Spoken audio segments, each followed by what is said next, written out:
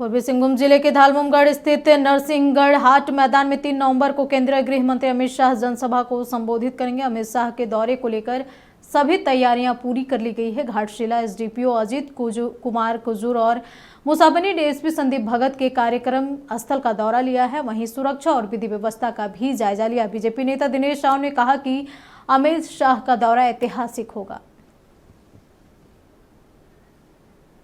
कल हमारे देश के यशस्वी गृह मंत्री आदरणीय अमित शाह जी का चुनावी सभा है और ये अपने दोनों विधानसभा घाटशिला और बहरागोड़ा के बीच धालमुमगढ़ में ये कार्यक्रम होना है।